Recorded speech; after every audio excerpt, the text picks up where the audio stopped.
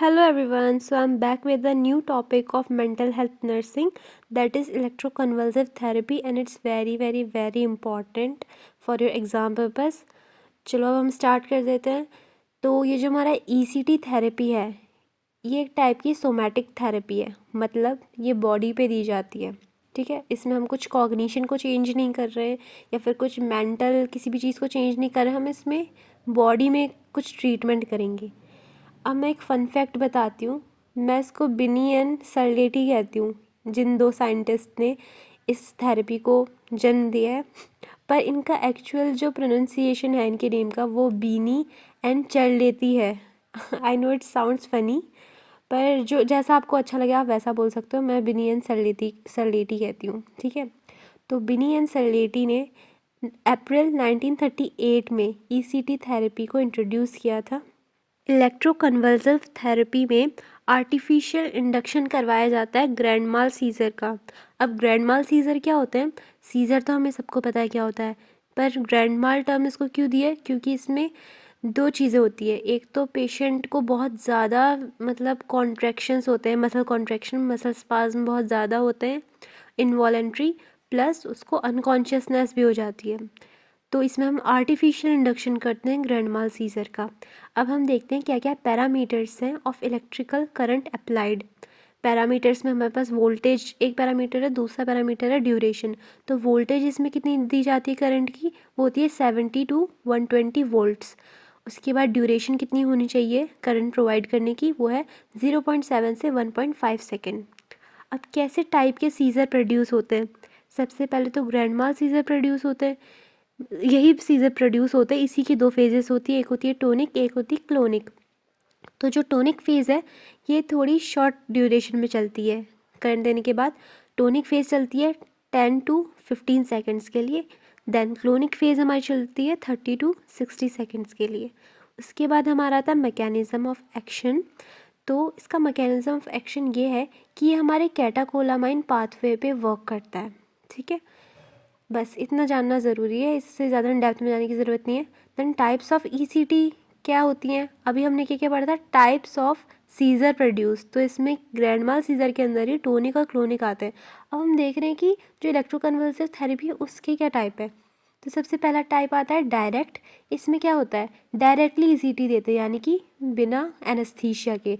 अब ये आजकल तो नहीं परफॉर्म करते हैं, ये पहले करते थे जब एनेस्थीसिया ही मतलब किसी ने नहीं बनाया था, ऐसे एनेस्थेटिक एजेंट ही किसी ने नहीं बनाए थे उस time. Without any anaesthetic drug या विदाउट एनी सेडेटिव पेशेंट में ECT परफॉर्म कर देते थे। अब मॉडिफाइड ECT में क्या होता है? बस यही डिफरेंस है कि हम muscular relaxation and general anaesthesia patient को देते हैं। अब हम देखते हैं frequency and total number of ECT हम कितनी परफॉर्म कर सकते हैं। तो पर वीक 3 टाइम्स हम ECT परफॉर्म कर सकते हैं। और नॉर्मली किसी पेशेंट में, मतलब किसी भी का मतलब है जिन पेशेंट में इंडिकेटेड है ECT, उनमें 6 से लेकर 10 बार ECT को नॉर्मली परफॉर्म किया जाता है। और अप टू 25 टाइम्स हम कर सकते हैं, 25 से ज़्यादा बिल्कुल भी नहीं करना है। देन एप्लीकेशन ऑफ इलेक्ट्रोड में हम इलेक्ट्रोड्स को प्लेस कहाँ करेंगे? तो वो हम दो तरीके से प्लेस कर सकते हैं, या तो बायलेटरल ECT के थ्रू या फिर यूनिलेटरल। जैसे कि नाम है, बायलेटरल में हम हेड के दोनों तरफ इलेक्ट्रोड को प्लेस करेंगे और यूनिलेटरल में हम सिर्फ हेड के एक तरफ प्लेस करेंगे। अब इनकी लोकेशन कहाँ होगी? तो जो बायलेटरल ECT है उसमें क्या होता है कि हम लेते हैं पहला पॉइंट हमारे ईयर का ट्रैगस, जिसकी पिक आप नेट पे देख सकते हैं। ट्रैगस वो एरिया होता है जो प्रोमिनेंट होता है, मतलब अगर अपने कान को देखोगे, मतलब गाल से अगर आप ऐसे अपने फिंगर ले जाओगे और अपने कान को टच करोगे तो एक प्रोमिनेंट एरिया बीचों बीच आपको दिखेगा। ठीक है, वो होता है ईयर का ट्रैगस, आप नेट पे पिक देख लेना। और हमारा जो दूसरा पॉइंट है लेटरल कैंथस आई का। ठीक है, अब वो राइट आई है या लेफ्ट आई है, उसका लेटरल कैंथस से लेके जो हमारे ईयर का ट्रैगस है, उसी ईयर का ट्रैगस जिस आई के हम लेटरल कैंथस ले रहे हैं, वहाँ से पहले हम एक मिड पॉइंट ड्रॉ करेंगे। देन उसके ऊपर 2.5 से लेके 4 सेंटीमीटर तक, इन दोनों के बीच में किसी भी मतलब पॉइंट पे हम लोग क्या कर सकते हैं? इलेक्ट्रोड को प्लेस कर सकते हैं। ठीक है, मतलब हमें लेटरल कैंथस से आई के ट्रैगस तक एक मिड पॉइंट लेना है इन दोनों के बीच में। देन उसके ऊपर 3 से लेके 4 सेंटीमीटर पे हम अपना इलेक्ट्रोड प्लेस कर सकते हैं। देन यूनिलेटरल ECT में हम क्या करते हैं? जो हमारे हेड का मतलब हमारा जो ब्रेन है उसका जो नॉन डोमिनेंट साइड है हम वहाँ पे इलेक्ट्रोड प्लेस करते हैं। फॉर एग्ज़ाम्पल मेरा जो हैंड है, मैं राइट हैंड से लिखती हूँ, ठीक है, तो मेरे ब्रेन का कौन सा पार्ट डोमिनेंट होगा? लेफ़्ट, क्योंकि ऐसा ही होता है। जो हैंड हमारा फॉर एक फैक्ट बता रही हूँ मैं, जैसे जो राइट हाथ से लिखते हैं ना उनका लेफ़्ट ब्रेन ज़्यादा डोमिनेंट होता है, और जो लेफ़्ट हाथ से लिखते हैं उनका राइट ब्रेन ज़्यादा डोमिनेंट होता है। तो हमें यहाँ पे इलेक्ट्रोड प्लेस कहाँ करने हैं? जो नॉन डोमिनेंट साइड है। तो मेरा इलेक्ट्रोड कहाँ प्लेस होगा? अगर मैं राइट हाथ से लिखती हूँ तो राइट साइड में होगा ना, क्योंकि ये मेरा नॉन डोमिनेंट साइड है ब्रेन का। इसीलिए जो लेकिन यूनिलेटरल ईसीटी होता है वो बहुत ज़्यादा सेफ भी माना जाता है एज़ कम्पेयर टू बायलेटरल, क्योंकि इसमें हमारा मेमोरी इम्पेयरमेंट और साइड इफ़ेक्ट बहुत कम देखा जाता है। और मैं ये जो लेफ़्ट ब्रेन राइट ब्रेन कह रही हूँ, इसका मतलब ये नहीं है कि दो दो ब्रेन होते हैं, लेफ़्ट ब्रेन अलग राइट ब्रेन अलग। हम सबको ये पता, ये बेसिक है कि जो हमारे ब्रेन है उसके दो हेमिस्फीयर्स होते हैं, एक राइट और एक लेफ़्ट। अब हम ये देखते हैं कि जो ईसीटी थेरेपी है वो किन किन पेशेंट में इंडिकेटेड की जाती है। तो सबसे पहले तो वो पेशेंट्स आते हैं जो मेजर डिप्रेशन को सफ़र कर रहे हैं, या फिर सीवियर कैटाटोनिक पेशेंट्स, या फिर जिन पेशेंट में सीवियर साइकोसिस है जैसे कि सीजोफ्रेनिया और मेनिया में होता है, या फिर ऑर्गेनिक मेंटल डिसऑर्डर वाले पेशेंट जैसे कि ऑर्गेनिक साइकोसिस हो सकता है, ऑर्गेनिक मूड डिसऑर्डर हो सकता है। ऑर्गेनिक का मतलब क्या होता है? किसी डिजीज़ से रिलेटेड, मतलब वो ऐसे ही नहीं हो गया, कोई ना कोई मेंटल डिजीज़ रही होगी जिसकी वजह से हुआ है, जैसे कि अल्जाइमर हो सकता है, ठीक है। देन अदर इंडिकेशन में आता है ऐसे पेशेंट्स जिनमें एंटी डिप्रेसेंट थेरेपी हम नहीं दे सकते, जैसे कि जिन पेशेंट को कार्डियोवास्कुलर डिजीज़ेज़ हैं उनमें क्या देखा जाता है, एक हमारी एंटी डिप्रेसेंट होती है ट्राइसाइक्लिक एसिड।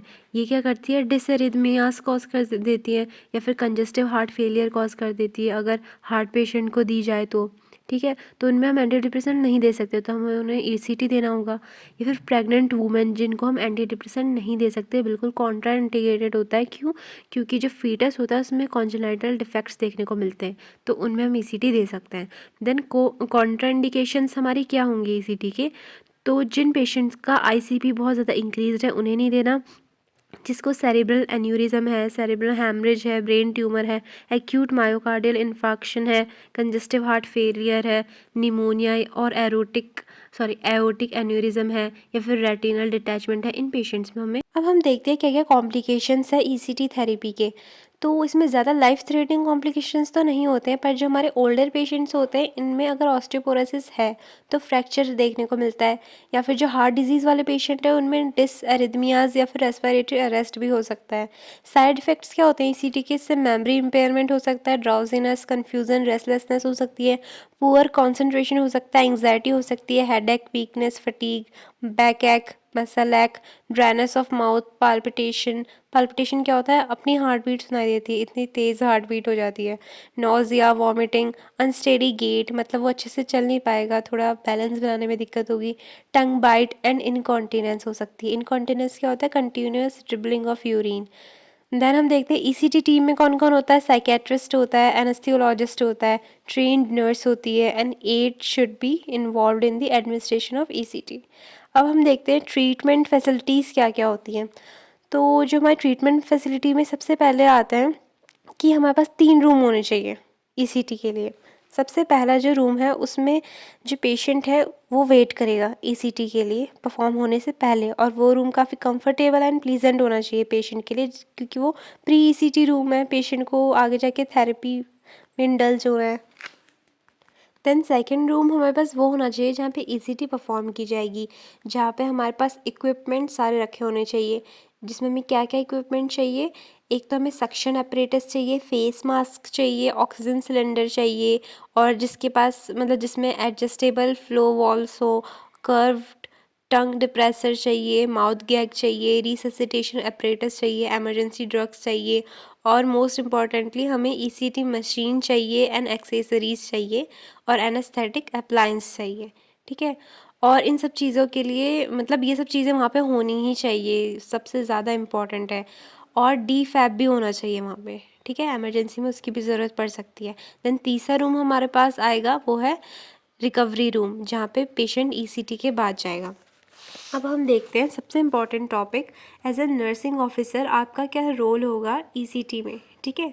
तो ये डिवाइडेड है 3 पार्ट्स में। सबसे पहला है pre treatment evaluation, then intra procedure care, then last post procedure care. तो सबसे पहले आता है हमारे पास प्री ट्रीटमेंट इवैल्यूएशन। उसमें हम क्या करेंगे, सबसे फर्स्टली हम क्या करेंगे, पेशेंट की मेडिकल एंड साइकेट्रिक हिस्ट्री लेंगे कि कहीं ऐसा तो नहीं है कि पेशेंट कोई इंडिकेटेड नहीं है या फिर कॉन्ट्रा इंडिकेटेड है फिर भी ईसीटी परफॉर्म होने जा रही है, या फिर पेशेंट को किसी चीज़ से एलर्जी है क्या, ये चीज़ हम देखेंगे।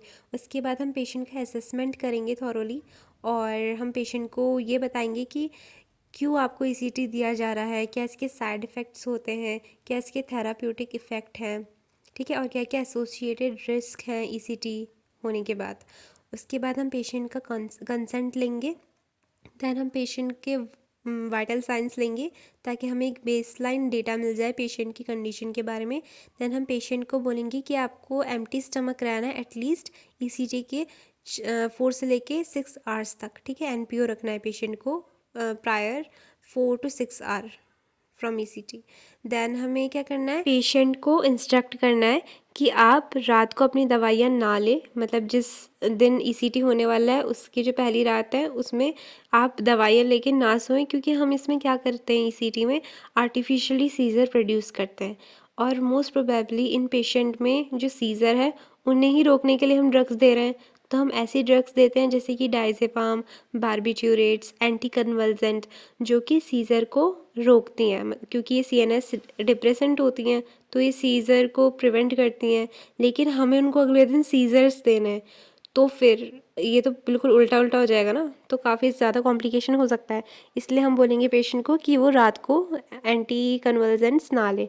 देन हम पेशेंट की जो भी ओरल मेडिकेशन चल रही है वो भी रोक देंगे, चाहे वो मॉर्निंग है चाहे नाइट, मतलब मोस्ट प्रोबेबली मॉर्निंग में ही। और पेशेंट से बोलेंगे कि वो अपना हेड अच्छे से शैम्पू कर ले, क्योंकि जो ऑयल होगा ना, जो नेचुरल ऑयल या फिर उन्होंने लगा रखा है बालों पे ऑयल वो इलेक्ट्रिसिटी को कंडक्ट अच्छे से नहीं होने देता है, इसीलिए हम उनको बोलेंगे कि वो अच्छे से शैम्पू करके आ जाए अपने हेयर को। देन उन पे कोई भी ज्वेलरी या फिर प्रोस्थेसिस है, डेंचर्स है, कॉन्टैक्ट लेंसेज है, मेटालिक ऑब्जेक्ट है या फिर टाइट क्लोथिंग है, इन सब चीज़ों को हम रिमूव करवा देंगे। देन पेशेंट से बोलेंगे कि आप अपनी जो ब्लैडर है वो एम्प्टी करके आ जाए, मतलब यूरिनेट कर सकते हैं।